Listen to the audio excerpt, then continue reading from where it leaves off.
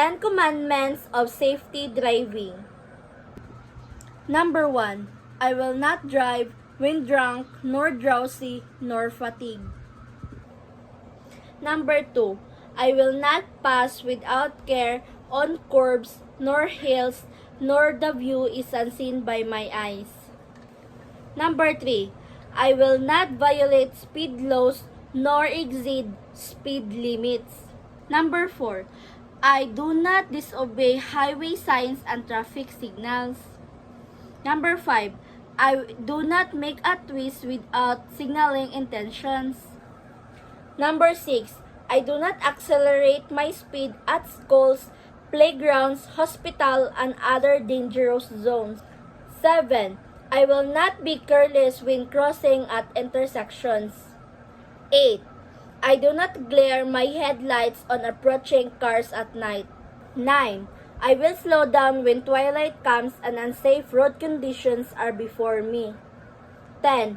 I will be courteous and respectful of the rights of every driver and pedestrians.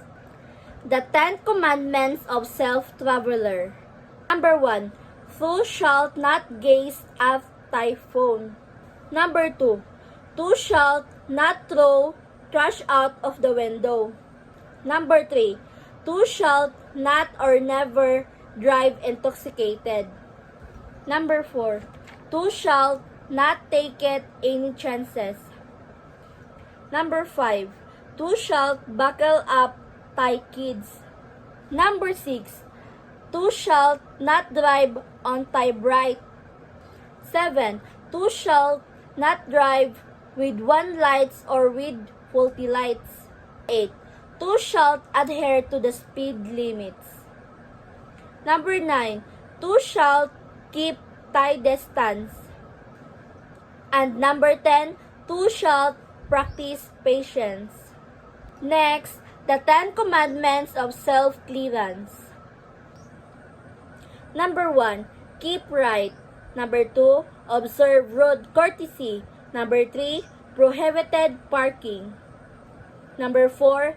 If in doubt, do not overtake. Number 5. The bus stop rule lining up on the bus stop zone. Number 6.